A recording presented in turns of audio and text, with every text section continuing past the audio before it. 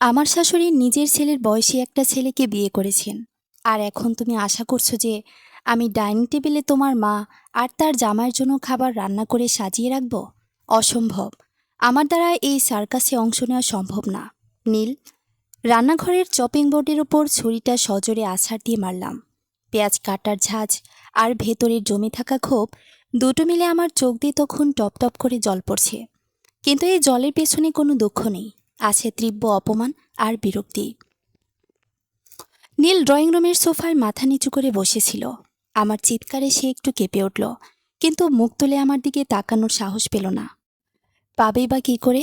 যে ঘটনা গত এক সপ্তাহে আমাদের জীবনে ঘটে গেছে তা যে কোনো সুস্থ মানুষের মস্তিষ্ক বিকৃত করে দেওয়ার জন্য যথেষ্ট। আমার শাশুড়ি, মিসেস রেহানা চৌধুরী, বয়স ৫৪। ৩ বছর আগে শ্বশুরমশাই মারা যাওয়ার পর ভদ্রমহিলা ভীষণ একা হয়ে পড়েছিলেন, সেটা আমরা বুঝতাম। কিন্তু সেই একাকিত্ব কাটানোর জন্য তিনি যে এমন একটা পথ বেছে নেবেন তা আমাদের দূরতম কল্পনাতেও ছিল না। গত পরশু তিনি হুট করে কোর্ট ম্যারেজ করে ঘরে ফিরলেন, একা নন, সাথে আইনি কাগজে সিলমোহর দেওয়া এক নতুন স্বামীকে নিয়ে। সে স্বামীর নাম আবির, বয়স ২৯। হ্যাঁ, ২৯ বছর। আমার স্বামী নীলের বয়স ২৯ বছর ১ মাস। অর্থাৎ টেকনিক্যালি আমার শাশুড়ির নতুন স্বামী তার নিজের গর্ভজাত ছেলের চেয়েও ১ মাসের ছোট। আর আজ সেই দম্পতি আমাদের বাসায় প্রথম অফিসিয়াল ডিনারে আসছেন। নীল চায় বড় বউ হিসেবে আমি নাকি সব দায়িত্ব মাথা পেতে নিয়ে শ্বশুর শাশুড়িকে আপ্যায়ন করি। অনন্যা, প্লিজ একটু শান্ত হও। নীল অবশেষে ড্রয়িং রুম থেকে উঠে এসে রান্নাঘরের দরজায় দাঁড়ালো। তার গলাটা ভীষণ শোনালো, যেন গত দুদিন সে এক ফোঁটাও ঘুমায়নি। আমি কি সানন্দে এই পরিস্থিতি মেনে নিয়েছি? মা যা করেছে তাতে আমার নিজের মাথা সমাজের সামনে কাটা গেছে। আমার নিজের বন্ধুদের কাছে মুখ দেখাতে পারছি না। কিন্তু কিন্তু উনি তো আমার মা। মা তো কি হয়েছে? আমি ঘুরে দাঁড়িয়ে কোমল হাত দিয়ে দাঁড়ালাম। মা বলে উনি যা খুশি তাই করবেন। নিজের ছেলের বয়সী একটা ছেলেকে ধরে এনে বিয়ে করবেন, আর আমাদের সেটা মুখ বুজে হজম করতে হবে? নীল, একটু ভাবো। পাড়ার লোক হাসছে, তোমার অফিসের কলিগরা আড়ালে ফিসফিস করছে, আর সবচেয়ে বড় কথা, এই আবির ছেলেটাকে, এ একটা আস্ত ফ্রড। ২৯ বছরের একটা ছেলে কেন ৫৪ বছরের একজন বিধবা মহিলাকে বিয়ে করবে? তুমি জানো না? স্রেফ তোমার বাবা রেখে যাওয়া ওই বিশাল বাড়ি আর ব্যাংকের টাকার লোভে। নীল দেয়ালের দিকে তাকিয়ে একটা দীর্ঘশ্বাস ফেলল। ওর চোখের কোণটা চিকচিক করছে। আমি জানি ওর ভেতরের ঝড়টা আমার চেয়েও কোনো অংশে কম না। নিজের মাকে এই বয়সে এমন একটা কাণ্ড করতে দেখা যে কোনো সন্তানের জন্যই চরম ট্রমা। কিন্তু নীলের সমস্যা হলো সে মায়ের অবাধ্য হতে পারে না। ছোটবেলা থেকে মায়ের একক শাসনে বড় হওয়া ছেলে সে। আমি আবিরকে চিনি, অনন্যা, নীল মৃদুস্বরে বলল। ও মায়ের ব্যাংকের কলিগ ছিল। মা যখন অবসরে গেলেন তখন থেকে নাকি ওদের যোগাযোগ। আমি জানি আবিরের উদ্দেশ্য ভালো না, কিন্তু মা তো এখন আইনিভাবে ওর স্ত্রী। আজ যদি আমরা ওদের দরজায় আটকে দিই বা খেতে না দিই, মা পুলিশ ডেকে একটা সিনক্রেট করতে পারে। তুমি তো জানো মায়ের ইগো কতটা চড়া। আমি একটা তিক্ত হাসি হাসলাম। তার মানে তুমি বলতে চাইছো নিজের সম্মান বাঁচাতে আমাকে এখন ওই চ্যাংড়া ছেলেকে শাহজাহান বাবু বলে খাতির করতে হবে? তাকে ইলিশ মাছের পেটি আর খাসির মাংস বেড়ে দিতে হবে? ঠিক এই মুহূর্তে ড্রয়িং রুমে কলিং বেলটা বেজে উঠল। মুহূর্তের মধ্যে রান্নাঘরের বাতাস ভারী হয়ে গেল। আমরা দুজন দুজনের দিকে তাকালাম। নীল একটা ঢোক গিল। ওর কপালে বিন্দু বিন্দু ঘাম জমতে শুরু করেছে। কলিং বেলের আওয়াজটা যেন কোনো আসন্ন বিপদের সংকেত। ওনারা চলে এসেছেন। নীল কাপা গলায় বলল, আমি অ্যাপ্রনটা গা থেকে খুলে ছুঁড়ে ফেলে দিলাম ওভেনের ওপর। আমি ড্রয়িং রুমে যাব না নীল, আর খাবার টেবিলে আমি এক ফোঁটা পানিও দেব না। তুমি চাইলে বাইরে থেকে খাবার আনিয়ে খাওয়াও, আমি আমার ঘরে যাচ্ছি। আমি হনহন করে ড্রয়িং রুম পার হয়ে নিজের শোবার ঘরের দিকে যাচ্ছিলাম, কিন্তু ড্রয়িং রুমের মেন দরজাটা ততক্ষণে নীল খুলে ফেলেছে। আর দরজা খুলতেই যা দেখলাম তাতে আমার পায়ের তলার মাটি আরেকবার সরে গেল। দরজায় দাঁড়িয়ে আছেন আমার শাশুড়ি রেহানা চৌধুরী। পরনে জমকালো কাতান শাড়ি, চুলে পার্লারের সেটিং, মুখে চড়া মেকআপ। তাকে দেখে মনে হচ্ছে কোনো বিয়ের কনে। আর তার ঠিক পাশে দাঁড়িয়ে আছে আবির, জিন্স আর নীল শার্ট পরা একটা সাধারণ ছেলে, যাকে দেখলে আমাদের গলির মোড়ের কোনো ভার্সিটি পড়ুয়া ছাত্র মনে হয়। তার চোখে একটা ধূর্ত চপলতা। আমাদের দেখে রেহানা চড় একটা হাসি দিলেন, যেন তিনি কোনো যুদ্ধ জয় করে ফিরেছেন। কিরে নীল, অনন্যা, দরজায় দাঁড় করে রাখবি নাকি? তোদের নতুন আবিরকে ভেতরে ডাকবি না? রেহানার চড়া গলা পুরো ফ্ল্যাটে গম গম করে উঠল। আবির নীলের দিকে তাকিয়ে একটা অদ্ভুত হাসল, তারপর বাড়িয়ে দিল হাত। হাই নীল, আই নো পরিস্থিতিটা একটু ওয়ার্ড, বাট আই হোপ আমরা ভালো বন্ধু হতে পারবো। আমার বমি আসতে চাইল। নিজের মায়ের বয়সী মহিলার সাথে বিয়ে করে এখন তার ছেলেকে এসে বলছি বন্ধু হতে পারবো। আমি আর এক সেকেন্ডও সেখানে দাঁড়ালাম না। ঘরের দরজাটা দরাম করে বন্ধ করে দিলাম। কিন্তু আমি জানতাম না নাটক কেবল শুরু হয়েছে। একটু পরে আমার ঘরের দরজায় টোকা পড়ল, তবে সেটা নীলের হাত নয়।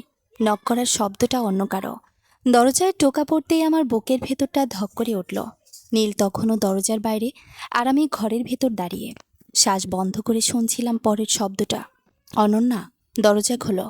এই কণ্ঠটা নীলের না, চেনা কিন্তু অচেনা এক ঠান্ডা কণ্ঠ। আমি ধীরে ধীরে দরজার দিকে এগোলাম, হাত কাঁপছে। দরজা একটু ফাঁক করতেই যা দেখলাম তাতে আমি সত্যি কিছু সেকেন্ডের জন্য স্থির হয়ে গেলাম। বাইরে দাঁড়িয়ে আছে আবির, একা। নীল বা শাশুড়ি কেউ নেই। আবিরের মুখে সেই অদ্ভুত হাসিটা নেই, বরং এবার সে সিরিয়াস। ভেতরে আসতে পারি? সে নিচু গলায় বলল। আমি দরজায় আধ খোলা রেখে বললাম, তোমার সাহস আছে একা আমার ঘরের দরজায় আসার? আবির একটু থেমে বলল, আমি ঝগড়া করতে আসিনি। তাহলে কি করতে এসেছো? সে এক মুহূর্ত আমার চোখের দিকে তাকালো, তারপর খুব ধীরেই বলল, আপনাকে সতর্ক করতে। আমি ভ্রুকুচকে ফেললাম। সতর্ক? কার থেকে? আবির চারপাশে তাকালো, যেন নিশ্চিত হতে চাইছে কেউ শুনছে না। আপনার শাশুড়ি যেমনটা মনে করছেন বিষয়টা তেমন না। আমার মুখে তীব্র বিদ্রুপ ফুটে উঠল। ও, এখন তুমি ভালো মানুষ সেজেছ? আবির একটু এগিয়ে এলো দরজার ফাঁকে। আপনি যদি চান আমি এখনই চলে যাব, কিন্তু একটা কথা শুনে যাবেন, এই বিয়েটা আমি চাইনি। আমি হেসে ফেললাম। তুমি চাইনি? 54 বছরের একজন মহিলাকে বিয়ে করে এখন নাটক করছো? আবিরের চোখ কঠিন হয়ে গেল। আমি তাকে বিয়ে করিনি টাকার জন্য। এ কথাটা বলেই সে থেমে গেল। আর ঠিক তখনই পেছন থেকে নীলের গলা শোনা গেল, আবির, তুমি এখানে? আমি তাকালাম। নীল দাঁড়িয়ে আছে লিভিং রুমের দরজায়, তার মুখ ফ্যাকাশে। আবির ঘুরে তাকালো। নীল, আমাকে একটাবার কথা বলতে দে, খুব জরুরি। নীল কিছু বলার আগে শাশুড়ির গলা পুরো ফ্ল্যাট কাঁপিয়ে দিল। কে এসেছে? ওই ছেলেটা আবার কেন একা এসেছে? আমরা তিনজনই একসাথে ঘুরে তাকালাম। রেহানা চৌধুরী লিভিং রুমে দাঁড়িয়ে, চোখে রাগ, কিন্তু ঠোঁটে অদ্ভুত এক হাসি। তার হাতে একটা খাম, তিনি সেটা নীলের দিকে ছুড়ে দিলেন। এটা দেখো, তারপর বুঝবি কে কার সাথে নাটক করছে। নীল খামটা ধরতেই ঘরের বাতাস যেন হঠাৎ ভারী হয়ে গেল। নীল খামটা খুলল না, তার হাত কাঁপছিল। মা, এটা কি? রেহানা চৌধুরী সোফায় বসে ঠান্ডা গলায় বললেন, খুলে দেখ, তারপর আমার দিকে প্রশ্ন করিস। আমি পাশে দাঁড়িয়েছিলাম, আমার ভেতরে অস্থিরতা বাড়ছিল। নীল ধীরে ধীরে খামটা খুলল। ভেতরে কয়েকটা কাগজ। প্রথম পেজ দেখেই আমার মুখ বদলে গেল। এগুলো ব্যাংকের ডকুমেন্ট? নীল অবাক হয়ে বলল। আমি দ্রুত এগিয়ে গিয়ে দেখলাম, হ্যাঁ, bank transfer, power of attorney, আর কিছু সই করা কাগজ। সব কিছুতেই আবিরের নাম। আমি আবিরের দিকে তাকালাম। তুমি মিথ্যা বলেছিলে? আবির শান্ত গলায় বলল, আমি বলিনি। আপনারা কিছু বুঝতে চাননি। রেহানা চৌধুরী এবার ধীরে ধীরে উঠে দাঁড়ালেন। আমি একা ছিলাম 3 বছর। তিনি বললেন, তোমাদের বাবার মৃত্যুর পর এই বাড়ি, এই টাকা, এই সব কিছু ধরে রেখেছি আমি। তার চোখ এবার একটু কেঁপে উঠল। আর তখনই আবির আমার পাশে ছিল, শুধু পাশে না, সব কাজে। নীল চিৎকার করে উঠল, মানে তুমি ওকে ট্রাস্ট করে সব কিছু দিয়ে দিয়েছ? রেহানা শান্তভাবে বললেন, হ্যাঁ। এই একটা শব্দে ঘরটা স্তব্ধ হয়ে গেল। আমি বুঝতে পারছিলাম এখানে কিছু একটা খুব বড় গড়বড় হচ্ছে। আবির তখন হঠাৎ বলল, আপনারা আমাকে ভিলেন ভাবছেন, কিন্তু আসল প্রশ্ন হলো এই কাগজগুলোতে সই করার সময় আপনারা কোথায় ছিলেন? নীল কিছু বলতে যাচ্ছিল, কিন্তু থেমে গেল। আমি এগিয়ে গেলাম। তুমি কি বলতে চাইছো? আবির আমার দিকে তাকিয়ে বলল, এই সইগুলো জোর করে করা হয়নি, বরং পরিবারের অনুমতি নিয়েই হয়েছিল। নীল চমকে উঠল, মিথ্যা। ঠিক তখনই দরজায় আবার টোকা পড়ল। এবার একবার না, 3বার। টক টক টক। সবাই চুপ। রেহানা চৌধুরী ধীরে বললেন, এবার সত্যিটা জানার সময় হয়ে গেছে। আমি দরজার দিকে তাকালাম। নীল ফিসফিস করে বলল, এখন আবার কে এলো? আমি এগিয়ে গিয়ে দরজা খুললাম। আর দরজা খুলতেই যা দেখলাম তাতে আমার হাত থেকে দরজার হ্যান্ডেল প্রায় পড়ে গেল। বাইরে দাঁড়িয়ে আছে একজন আইনজীবী, তার হাতে একটা সিল করা ফাইল। আর তার প্রথম কথাটা ছিল, আমি পরিবারের উইল রিডিংয়ের জন্য এসেছি। Will reading? নীলের গলা শুকিয়ে গেল। ড্রয়িং রুমে তখন এমন নীরবতা যেন কেউ শ্বাস নিলেও শব্দ হবে। দরজার সামনে দাঁড়িয়ে থাকা ভদ্রলোক ভেতরে ঢুকে ধীরে ধীরে নিজের চশমাটা ঠিক করলেন। আমি অ্যাডভোকেট মাহবুব রহমান। তিনি বললেন, মিস্টার সাইফুল চৌধুরীর ব্যক্তিগত আইনজীবী ছিলাম। আমার শাশুড়ি রেহানা চৌধুরী মুখ শক্ত করে সোফায় বসে রইলেন, কিন্তু আমি স্পষ্ট বুঝতে পারছিলাম তার চোখের ভেতর ভয় কাজ করছে। আইনজীবীর টেবিলের উপর ফাইলটা রাখলেন। মিস্টার সাইফুল মৃত্যুর 6 মাস আগে একটা নতুন উইল তৈরি করেছিলেন, তবে কিছু আইনি জটিলতার কারণে সেটা এতদিন কার্যকর হয়নি। নীল হতভম্ব, কিন্তু বাবা তো সব সম্পত্তি মায়ের নামে দিয়ে গিয়েছিলেন। ভদ্রলোক মাথা নেড়ে বললেন, সেটা পুরনো উইল ছিল। আমার বুকের ভেতরটা ধক করে উঠল। রেহানা হঠাৎ তীক্ষ্ণ গলায় বললেন, এই মুহূর্তে এইসব নাটকের দরকার নেই মিস্টার মাহবুব। দরকার আছে। আইনজীবী ঠান্ডা গলায় বললেন, কারণ নতুন উইল অনুযায়ী এবারের একমাত্র মালিক আপনি নন। ঘরের বাতাস জমে গেল। নীল অবিশ্বাসের চোখে মায়ের দিকে তাকাল। মা, তুমি এসব জানতেও? রেহানা এবার চুপ, আর তার এই চুপ থাকাটাই সব প্রশ্নের উত্তর হয়ে গেল। আইনজীবী ফাইল খুলে পড়তে শুরু করলেন। মিস্টার সাইফুল চৌধুরীর স্থাবর ও অস্থাবর সম্পত্তির 50% তার ছেলে নীল চৌধুরী নামে এবং বাকি 50% তার স্ত্রী রেহানা চৌধুরী নামে বন্টন করা হবে। নীল যেন জমে গেল। আমি তার হাতটা চেপে ধরলাম, কিন্তু পরের লাইনটা শুনে আমার নিজের শরীর ঠান্ডা হয়ে গেল। এবং যদি কোনো পক্ষ সম্পত্তি হস্তান্তর বা বিক্রির চেষ্টা করেন, তবে অন্য পক্ষের লিখিত অনুমতি বাধ্যতামূলক। আমরা সবাই একসাথে রেহানার দিকে তাকালাম, কারণ তখনই সব পরিষ্কার হয়ে গেল। রেহানা চৌধুরী আবিরকে বিয়ে করেছেন শুধু ভালোবাসার জন্য না, তিনি চাইছিলেন সম্পত্তি নিজের নিয়ন্ত্রণে রাখতে। আর আবির, সে কি তাহলে শুধু একটা হাতিয়ার? ঠিক তখনই আবির হঠাৎ দাঁড়িয়ে গেল, তার চোখে এবার সরাসরি রেহানার দিকে। আমি আপনাকে আগেই বলেছিলাম, সত্যিটা একদিন বের হবেই। রেহানা দাঁতে দাঁত চেপে বললেন, চুপ করো। কিন্তু আবির এবার থামল না। আপনি আমাকে বিয়ে করেছেন শুধু নীলকে ভয় দেখানোর জন্য। নীল চিৎকার করে উঠল, কি বলছো তুমি? আবির ধীরে ধীরে আমাদের দিকে ফিরল। তার চোখে এবার অপরাধবোধ, কারণ উনি ভয় পাচ্ছিলেন নীল বিয়ের পর সব সম্পত্তির নিয়ন্ত্রণ নিয়ে নেবে। আমি হতভম্ব হয়ে গেলাম। এর মানে এই পুরো বিয়েটাই ছিল একটা খেলা। কিন্তু ঠিক তখনই রেহানা চৌধুরী এমন একটা কথা বললেন যা শুনে আমাদের সবার রক্ত হিম হয়ে গেল। তিনি ধীরে ধীরে হাসলেন, তারপর বললেন, তোমরা এখনও আসল কারণটাই জানো না। আসল কারণ? নীল ফ্যাকাশে মুখে মায়ের দিকে তাকিয়ে রইল। আর কি কারণ থাকতে পারে মা? রেহানা চৌধুরী ধীরে ধীরে উঠে দাঁড়ালেন। তার মুখে এমন এক শান্ত ভাব যা আরও ভয়ঙ্কর লাগছিল। তিনি জানালার পাশে গিয়ে দাঁড়ালেন। তোমার বাবা মারা যাওয়ার আগে আমাকে একটা কথা বলে গিয়েছিলেন। তিনি নিচু গলায় বললেন, কী কথা? আমি জিজ্ঞেস করলাম। তিনি ধীরে ঘুরে দাঁড়ালেন। তিনি বলেছিলেন, এই পরিবারে কেউ বিশ্বস্ত না। আমরা কেউ কথা বললাম না। রেহানা এবার সরাসরি নীলের দিকে তাকালেন। তোমার বাবা সন্দেহ করতেন তার মৃত্যুর পর তোমরা আমাকে বৃদ্ধাশ্রমে পাঠিয়ে দেবে। নীল হতভম্ব। মা, তুমি এসব কী বলছো? মিথ্যা। রেহানা তীক্ষ্ণ হাসলেন। তোমার বিয়ের পর থেকে এ বাড়িতে আমি কয়টা দিন শান্তিতে ছিলাম বলো তো? আমি অপমানে জ্বলে উঠলাম। আপনি বলতে চাইছেন আমি আপনাকে অত্যাচার করেছি? তুমি না, তিনি বললেন, কিন্তু তোমার চোখে আমি সবসময় বোঝা ছিলাম। আমি চুপ করে গেলাম, কারণ কথাটা পুরোপুরি মিথ্যা না। হ্যাঁ, আমি শাশুড়িকে ভয় পেতাম। তার আধিপত্য, তার সব কিছু নিয়ন্ত্রণ করার অভ্যাস, সব মিলে আমাদের সম্পর্ক কখনো স্বাভাবিক ছিল না। কিন্তু তাই বলে নিজের ছেলের বয়সী একটা ছেলেকে বিয়ে, এটা কিভাবে স্বাভাবিক হয়? ঠিক তখনই আবির নিচু গলায় বলল, আমি প্রথমে রাজি হইনি। সবাই তার দিকে তাকালো। উনি আমাকে টাকা অফার করেছিলেন। আবির বলল, শুধু কয়েক মাস অভিনয় করার জন্য। নীল যেন নিজের কানকে বিশ্বাস করতে পারছিল না। মানে, পুরো বিয়েটাই সাজানো? আবির ধীরে মাথা নিচু করল। কোর্ট ম্যারেজ আসল, কিন্তু সম্পর্কটা না। আমি অবাক হয়ে গেলাম। তাহলে তুমি রাজি হলে কেন? আবির এবার চুপ। কয়েক সেকেন্ড পর সে বলল, কারণ আমার ছোট বোনের কিডনি ট্রান্সপ্লান্টের জন্য টাকা দরকার ছিল। ঘরের ভেতর হঠাৎ সব শব্দ থেমে গেল। আমি আবিরের দিকে তাকালাম। এই প্রথমবার ছেলেটাকে প্রতারক মনে হলো না, বরং ক্লান্ত লাগলো, ভীষণ ক্লান্ত। রেহানা বিরক্ত গলায় বললেন, ড্রামা বন্ধ করো আবির। কিন্তু আবির এবার রেগে উঠল। ড্রামা আপনি করেছেন ম্যাডাম, আমি না। তার গলা কাঁপছিল। আপনি বলেছিলেন শুধু কিছুদিনের অভিনয়, তারপর ডিভোর্স। কিন্তু এখন আপনি সত্যি আমাকে নিজের স্বামী বানিয়ে ফেলতে চাইছেন? নীল হতভম্ব হয়ে মায়ের দিকে তাকালো। মা, এটা সত্যি? রেহানা কোনো উত্তর দিলেন না, আর সে নীরবতাই সবচেয়ে ভয়ঙ্কর ছিল। ঠিক তখনই আইনজীবী হঠাৎ কাশি দিলেন। আমি দুঃখিত, তিনি বললেন, কিন্তু আরও একটা বিষয় আছে। আমরা সবাই তার দিকে তাকালাম। তিনি ফাইল থেকে আরেকটা কাগজ বের করলেন। তারপর ধীরে বললেন, মিস্টার সাইফুল চৌধুরীর মৃত্যুর রিপোর্টে কিছু অসঙ্গতি পাওয়া গেছে।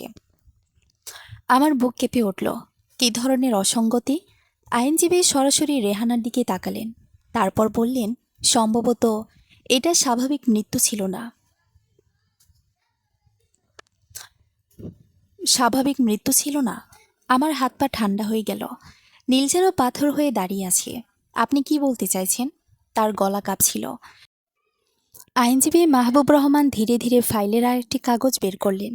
আমি কাউকে অভিযুক্ত করছি না, তিনি বললেন, কিন্তু মৃত্যুর কিছুদিন আগে মিস্টার সাইফুল চৌধুরী আমাকে কয়েকবার ফোন করেছিলেন। তিনি বলেছিলেন তিনি নিজের নিরাপত্তা নিয়ে উদ্বিগ্ন। রেহানা হঠাৎ চিৎকার করে উঠলেন, মিথ্যা, সম্পূর্ণ মিথ্যা। কিন্তু আইনজীবী শান্ত। আমি কথাগুলো রেকর্ড করে রেখেছিলাম। এ কথায় ঘরটা নিস্তব্ধ হয়ে গেল। নীল বিস্ফোরিত চোখে তাকিয়ে আছে। রেকর্ড? আইনজীবী নিজের মোবাইল বের করলেন। তারপর একটি অডিও চালু করলেন। কয়েক সেকেন্ড শো শো শব্দের ভেসে এলো এক পরিচিত কণ্ঠ, নীলের বাবার। মাহবুব, যদি আমার কিছু হয়ে যায় তাহলে নীলকে সব জানাবে। আমি কাউকে বিশ্বাস করতে পারছি না। নীলের চোখ দিয়ে জল গড়িয়ে পড়ল। আমি তার হাত শক্ত করে ধরলাম। অডিওতে আবার শব্দ এলো। আমার আশেপাশে কিছু অদ্ভুত ঘটনা ঘটছে। আমার ওষুধ বদলে যাচ্ছে। হঠাৎ রেকর্ডিং শেষ হয়ে গেল। পুরো ঘরে মৃত্যুসম নীরবতা। রেহানা চৌধুরীর মুখের রং ফ্যাকাশে। এটা এডিট করা, তিনি ফিসফিস করে বললেন, কিন্তু তার নিজের গলাতেও আত্মবিশ্বাস নেই। ঠিক তখনই আবির সামনে এগিয়ে এলো। ম্যাডাম, আর কতদিন লুকাবেন? রেহানা তীক্ষ্ণ দৃষ্টিতে তাকালেন। তুমি চুপ করবে? না। আবির এবার দৃঢ়, কারণ আমি সব জানি। আমরা সবাই তার দিকে তাকালাম। সে গভীর শ্বাস নিল। বিয়ের 1 সপ্তাহ পর আমি আপনার স্টাডি রুমে গিয়ে কিছু কাগজ পেয়েছিলাম। রেহানার চোখ বড় হয়ে গেল। তুমি আমার ঘরে ঢুকেছিলে? হ্যাঁ। কোনো কাগজ? আবির উত্তর দিল না। সে নিজের ব্যাগ থেকে একটা পুরনো খাম বের করল। এই কাগজ। রেহানা খামটা দেখেই যেন জমে গেলেন। আমি প্রথমবার তার চোখে সত্যিকারের ভয় দেখলাম। আবির খামটা টেবিলে রাখল। এই রিপোর্ট যদি পুলিশের হাতে যায় তাহলে অনেক প্রশ্ন উঠবে। নীল কাপা গলায় বলল, কি রিপোর্ট? আবির ধীরে বলল, তোমার বাবার মৃত্যুর আগের মেডিকেল রিপোর্ট। আমি বুকের ভেতর ধাক্কা খেলাম। রেহানা হঠাৎ সামনে ঝাঁপিয়ে পড়লেন। ওটা আমাকে দাও। কিন্তু তার আগে নীল খামটা তুলে নিল। আর খাম খুলে প্রথম পাতাটা পড়তেই তার মুখ সাদা হয়ে গেল। এটা এটা কিভাবে সম্ভব? আমি ছিনিয়ে নিয়ে কাগজটা দেখলাম। সেখানে স্পষ্ট লেখা, রোগীর রক্তে অস্বাভাবিক মাত্রার একটি রাসায়নিক উপাদান পাওয়া গেছে। আর নিচে ডাক্তার লিখেছেন, বৃষ্টির সম্ভাবনা উড়িয়ে দেওয়া যাচ্ছে না। আমার মাথা ঝিমঝিম করতে লাগলো। ঠিক তখনই বাইরে থেকে পুলিশের সাইরেনের শব্দ ভেসে এলো। আর রেহানা চৌধুরী ফিসফিস করে বললেন, অসম্ভব। পুলিশের সাইরেনের শব্দ যত কাছে আসছিল, ঘরের ভেতরের উত্তেজনাও তত বাড়ছিল। রেহানা চৌধুরী সোফার হাতল শক্ত করে ধরে দাঁড়িয়েছিলেন। নীল হতভম্ব। আর আমি চেষ্টা করছিলাম পুরো ঘটনাটা মাথায় সাজাতে। কয়েক মিনিট পর দরজায় কড়া নাড়ার শব্দ হলো। আইনজীবী গিয়ে দরজা খুললেন। দুজন পুলিশ অফিসার ভেতরে ঢুকলেন। তাদের একজন সরাসরি বললেন, মিসেস রেহানা চৌধুরী।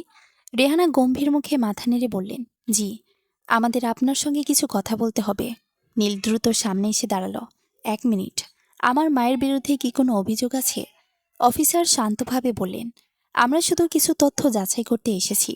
রেহানা এবার নিজেকে সামলে নিলেন। তার পুরনো আত্মবিশ্বাস যেন ধীরে ধীরে ফিরে আসছে। অবশ্যই, তিনি বললেন, আমি সহযোগিতা করব। পুলিশ বসার পর আবির হঠাৎ বলল, আমার একটা কথা বলতে চাই। রেহানা তীক্ষ্ণ চোখে তাকালেন। একটা শব্দও বলবে না। কিন্তু আবির এবার থামল না। আমি যে কাগজগুলো পেয়েছি সেগুলোই পুলিশের কাছে পাঠিয়েছি। ঘরে আবার বিস্ফোরণ ঘটল। তুমি? নীল অবিশ্বাসে বলল। আবির মাথা নাড়ল। হ্যাঁ। রেহানা ক্ষোভে কাঁপতে লাগলেন। বিশ্বাসঘাতক? আবির তিক্ত হেসে বলল, বিশ্বাসঘাতক আমি না, আমি শুধু সত্যিটা জানতে চেয়েছি। ঠিক তখনই পুলিশ অফিসার বললেন, আসলে তদন্তের সময় আমরা আরও একটা বিষয় জানতে পেরেছি। সবাই চুপ। মিস্টার সাইফুল চৌধুরীর মৃত্যুর আগে 3 মাস আগে তার নামে বেশ কয়েকটি বড় অঙ্কের আর্থিক লেনদেন হয়েছিল। নীল বিস্মিত। কী ধরনের লেনদেন? অফিসার ফাইল খুললেন। একটি অ্যাকাউন্টে নিয়মিত টাকা পাঠানো হয়েছিল। কার অ্যাকাউন্ট? অফিসার নামটা উচ্চারণ করলেন, আর নামটা শুনে আমরা সবাই হতবাক। কারণ সেটা রেহানা চৌধুরীর না, সেটা ছিল আবির রহমানের অ্যাকাউন্ট। আমি স্তব্ধ। নীল, রেহানা পর্যন্ত অবাক হয়ে গেলেন। কি? আবির চিৎকার করে উঠল, অসম্ভব, আমি তো তখন ওনাকে চিনতামই না। অফিসার কাগজটা সামনে ধরলেন। ব্যাংকের রেকর্ড অন্য কথা বলছে। আবিরের মুখ থেকে রক্ত সরে গেল। সে ফিসফিস করে বলল, না, এটা হতে পারে না। আর তখনই আমার মাথায় একটা ভয়ঙ্কর চিন্তা এলো। যদি আবিরও পুরো ঘটনার একটা অংশ না হয়ে বরং আরও বড় কোনো ষড়যন্ত্রের শিকার হয়, আর যদি এই পরিবারের মধ্যে এমন কেউ থাকে যাকে আমরা এখনও সন্দেহই করিনি। ঠিক তখনই আইনজীবী মাহবুব রহমান ধীরে ধীরে উঠে দাঁড়ালেন। তার ঠোঁটে অদ্ভুত একটা হাসি। আইনজীবী মাহবুব রহমানের ঠোঁটের সেই অদ্ভুত হাসিটা আমার চোখ এড়াল না। হঠাৎ করেই মনে হলো এই মানুষটা যেন পুরো ঘটনা আমাদের চেয়ে অনেক বেশি জানেন। পুলিশ অফিসারও সেটা লক্ষ্য করেছিলেন। মিস্টার মাহবুব, আপনাকে কিছু জিজ্ঞেস করতে চাই, তিনি বললেন।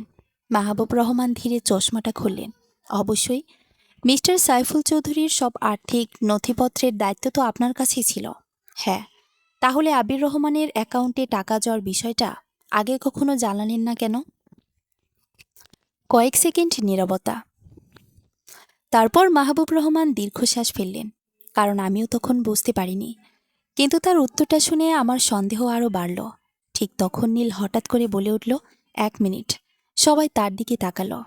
বাবার মৃত্যুর আগে 6 মাস কে কে তার ব্যাংক অ্যাকাউন্টে অ্যাক্সেস পেত? পুলিশ অফিসার বললেন, প্রাথমিক তথ্য অনুযায়ী 3 জন। কারা? মিস্টার সাইফুল নিজে, মিসেস রেহানা চৌধুরী, এবং তিনি থামলেন, এবং তার আইনগত প্রতিনিধি। সবাই একসাথে মাহবুব রহমানের দিকে তাকালো। ঘরের ভেতর হঠাৎ যেন অক্সিজেন কমে গেল। মাহবুব রহমান এবার আর হাসছিলেন না। আপনারা কি বলতে চাইছেন? আমি ধীরে ধীরে বললাম, আমরা শুধু জানতে চাইছি আবিরের অ্যাকাউন্ট নম্বর প্রথম কে ব্যবহার করেছিল। পুলিশ অফিসার সঙ্গে সঙ্গে আরেকটা ফাইল খুললেন। কয়েক মুহূর্ত পর তিনি ভ্রুকুচকে বললেন, এটা অদ্ভুত। কি অদ্ভুত? যে কম্পিউটার থেকে প্রথম ট্রান্সফার করা হয়েছিল সেটার আইপি লোকেশন। তিনি স্ক্রিনের দিকে তাকালেন, তারপর ধীরে ধীরে বললেন, মাহবুব রহমান অ্যান্ড অ্যাসোসিয়েটস এর অফিস। রেহানা চৌধুরী হতবাক। নীলের মুখ ফ্যাকাশে, আর আমি অনুভব করলাম ঘটনার মোড় পুরোপুরি ঘুরে গেছে। এটা মিথ্যা। মাহবুব রহমান চিৎকার করে উঠলেন, আমাকে ফাঁসানো হচ্ছে। কিন্তু পুলিশ অফিসার এবার কঠোর। তাহলে থানায় গিয়ে ব্যাখ্যা দেবেন। মাহবুব রহমান পিছিয়ে গেলেন, তার কপালে ঘাম। ঠিক তখনই তিনি এমন একটা কথা বললেন যা সবাইকে স্তব্ধ করে দিল। আমি একা নই, পুরো ঘর চুপ। মানে? তিনি ধীরে ধীরে রেহানার দিকে তাকালেন, তারপর বললেন, সত্যিরা যদি বের হয় তাহলে শুধু আমি না, রেহানা ম্যাডামও বাঁচবেন না। রেহানা যেন বজ্রা হতো। চুপ করুন। না, মাহবুব বললেন, এতদিন আমি চুপ ছিলাম, আজ আর না। আপনি কি বলতে চাইছেন? নীলের গলা কাঁপছিল। মাহবুব রহমান ধীরে ধীরে সোফায় বসে পড়লেন, যেন লুকিয়ে রাখার শক্তি তার আর নেই। 15 বছর আগে তিনি বললেন, এই পরিবারের একটা ঘটনা ঘটেছিল যেটা কেউ জানে না। রেহানা চৌধুরী চোখ বন্ধ করে ফেললেন। আমি প্রথমবার দেখলাম তিনি সত্যি ভয় পেয়েছেন। থামুন, তিনি ফিসফিস করে বললেন। কিন্তু মাহবুব থামলেন না। সাইফুল সাহেবের একটা মেয়ে ছিল। সবাই স্তব্ধ। মেয়ে? নীল অবিশ্বাসে তাকিয়ে রইল। আমার কোনো বোন নেই। আছে, মাহবুব বললেন। অন্তত ছিল। ঘরের ভেতর যেন বিস্ফোরণ ঘটল। রেহানার চোখে জল চলে এলো। দয়া করে, মাহবুব নিচু গলায় বললেন, সাইফুল সাহেবের প্রথম স্ত্রীর মেয়ে। আমি হতবাক। নীল সোফায় বসে পড়ল। বাবা কখনো বলেননি, কারণ মেয়েটি ছোটবেলায় হারিয়ে গিয়েছিল। পুলিশ অফিসার পর্যন্ত মনোযোগ দিয়ে শুনছিলেন। আর সেই ঘটনার পর থেকেই সাইফুল সাহেব কাউকে পুরোপুরি বিশ্বাস করতেন না। রেহানা কাঁদতে শুরু করলেন। আমি তাকে হারাতে চাইনি। মাহবুব এবার সরাসরি তার দিকে তাকালেন। কিন্তু আপনি সত্যিটা লুকিয়েছেন। আমি ভয় পেয়েছিলাম। আর সেই ভয় থেকেই একের পর এক ভুল সিদ্ধান্ত নিয়েছেন। নীল মাথা চেপে ধরল। এতদিনের পরিচিত পরিবার যেন মুহূর্তে অপরিচিত হয়ে গেছে। ঠিক তখন আবির হঠাৎ বলে উঠল, 1 মিনিট। সবাই তার দিকে তাকালো। এই মেয়েটার নাম কি ছিল? মাহবুব রহমান উত্তর দিলেন, আফরিন। আবিরের মুখ মুহূর্তেই সাদা হয়ে গেল। আফরিন? হ্যাঁ। কেন? আবির কয়েক সেকেন্ড চুপ রইল। তারপর কাপা গলায় বলল, কারণ আমার ছোট বোনের নামও আফরিন। পুরো ঘর নিস্তব্ধ। আমার বুক ধক করে উঠল। নীল বিস্ফোরিত চোখে তাকিয়ে আছে। রেহানা ধীরে ধীরে মাথা তুললেন। তার চোখে এমন এক বিস্ময় যা অভিনয় হওয়ার কোনো সুযোগ নেই। আর তখনই পুলিশের ফোন বেজে উঠল। অফিসার কল রিসিভ করলেন। কয়েক সেকেন্ড কথা বলার পর তার মুখের অভিব্যক্তি বদলে গেল। কি হয়েছে? আমি জিজ্ঞেস করলাম। তিনি ধীরে ফোন নামালেন। তারপর বললেন, আমরা যে পুরনো ডিএনএ নমুনা পরীক্ষা করিয়েছিলাম তার রিপোর্ট এসে গেছে। সবাই নিঃশ্বাস বন্ধ করে দাঁড়িয়ে রইল। অফিসার ধীরে ধীরে বললেন, রিপোর্ট অনুযায়ী আবির রহমান এই পরিবারের সঙ্গে রক্তের সম্পর্কে যুক্ত। আমাদের মাথার উপর যেন আকাশ ভেঙে পড়ল। রক্তের সম্পর্কে যুক্ত? কথাটা শোনার পর কয়েক সেকেন্ড কেউ কোনো শব্দ করতে পারল না। আমার মনে হচ্ছিল আমি বুঝি ভুল শুনেছি। নীল প্রথমে মুখ খুলল। এর মানে কি? পুলিশ অফিসার রিপোর্টের কাগজটা সামনে রাখলেন। ডিএনএ পরীক্ষায় দেখা গেছে আবির রহমান মিস্টার সাইফুল চৌধুরীর জৈবিক সন্তানদের পরিবারের সদস্য। আবির হতবাক হয়ে দাঁড়িয়ে আছে। না, এটা অসম্ভব। মাহবুব রহমান ধীরে ধীরে মাথা নিচু করলেন। অসম্ভব না। সবাই তার দিকে তাকালো। তিনি দীর্ঘশ্বাস ফেললেন। 15 বছর আগে যে মেয়েটি হারিয়ে গিয়েছিল সেই আফরিনকে পরে একটি দম্পতি খুঁজে পায় এবং দত্তক নেয়। বহু বছর পর তার বিয়ে হয়। আর আবির হলো সেই আফরিনের ছেলে। পুরো ঘরে আবার নীরবতা নেমে এলো। নীল ফিসফিস করে বলল, তার মানে? হ্যাঁ, মাহবুব বললেন, আবির তোমার ভাগ্নে। রেহানা চৌধুরী হঠাৎ মুখ চেপে কেঁদে উঠলেন। আবির যেন নিজের পায়ের উপর দাঁড়িয়ে থাকতে পারছিল না। সে ধপ করে সোফায় বসে পড়ল। না না, তার গলা ভেঙে আসছিল। আমি আমি তো কিছুই জানতাম না। আমি তার দিকে তাকিয়ে রইলাম। এক মুহূর্তে পুরো ছবিটা বদলে গেল। যে ছেলেটাকে আমরা এতদিন প্রতারক, লোভী, সুযোগ সন্ধানী ভাবছিলাম, সে আসলে এই পরিবারের রক্তের মানুষ। আর সবচেয়ে ভয়ঙ্কর ব্যাপার, রেহানা চৌধুরী না জেনেই নিজের স্বামীর হারিয়ে যাওয়া মেয়ের ছেলেকে বিয়ে করেছিলেন। নীল মাথায় হাত দিয়ে বসে পড়ল। হে আল্লাহ! পুলিশ অফিসার গম্ভীর গলায় বললেন, আইনগতভাবে এই বিয়ে বাতিলের আবেদন করা যেতে পারে, কারণ এখানে গুরুত্বপূর্ণ তথ্য গোপন ছিল। রেহানা চোখ মুছিয়ে ধীরে ধীরে আবিরের সামনে এসে দাঁড়ালেন। তারপর কাপা গলায় বললেন, আমি জানতাম না। বিশ্বাস করো, আমি সত্যিই জানতাম না। আবির মাথা নিচু করে রইল। কয়েক মুহূর্ত পর সে বলল, আমিও জানতাম না। তার চোখ ভেজা। আমি শুধু আমার বোনের চিকিৎসার জন্য টাকা চেয়েছিলাম। আমি কখনো ভাবিনি ঘটনা এখানে এসে দাঁড়াবে। ঠিক তখন নীল উঠে দাঁড়ালো। সে মায়ের দিকে তাকালো, তারপর আবিরের দিকে। আমরা সবাই ভুল করেছি। কেউ কিছু বলল না। নীল আবার বলল, মা, তুমি আমাদের বিশ্বাস করনি। আমরা তোমাকে বুঝতে পারিনি। আর আবির, আমরা তোমাকে বিচার করেছি না জেনেই। রেহানা ধীরে ধীরে ছেলের হাত ধরলেন। অনেক বছর পর সম্ভবত প্রথমবার মা ছেলে দুজনই একে অপরের সামনে সম্পূর্ণ ভেঙে পড়লেন। এরপর তদন্তে প্রমাণ হলো সাইফুল চৌধুরীর মৃত্যুর ঘটনায় সরাসরি কোনো হত্যাকাণ্ড ঘটেনি। মেডিকেল রিপোর্টের অসঙ্গতি ছিল পুরনো চিকিৎসাজনিত জটিলতার কারণে।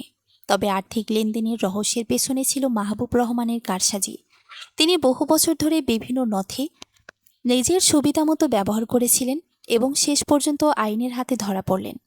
3 মাস পর রেহানা চৌধুরী ও আবিরের বিয়ের আনুষ্ঠানিকভাবে বাতিল হয়ে গেল। আবির তার অসুস্থ বোনকে নিয়ে অন্য শহরে চলে গেল। যাওয়ার আগে সে একবার নীলের সঙ্গে দেখা করেছিল। দুজন অনেকক্ষণ চুপচাপ বসেছিল। তারপর নীল হেসে বলেছিল, মামা ডাকবো নাকি আবিরই ডাকবো? আবিরও অনেকদিন পর হেসেছিল। আবিরই ডাকো। ব্যাপারটা হজম করতে আমারও সময় লাগবে। সবাই হেসে উঠেছিল। আর আমি দূরে দাঁড়িয়ে বুঝেছিলাম, কখনো কখনো জীবনের সবচেয়ে অদ্ভুত ঘটনাগুলোই আমাদের সবচেয়ে বড় সত্যের সামনে দাঁড় করিয়ে দেয়। সমাজের ভয়, সম্পত্তির লোভ, ভুল বোঝাবুঝি আর অহংকার, সবকিছুর আড়ালে শেষ পর্যন্ত মানুষই সবচেয়ে গুরুত্বপূর্ণ। সমাপ্ত।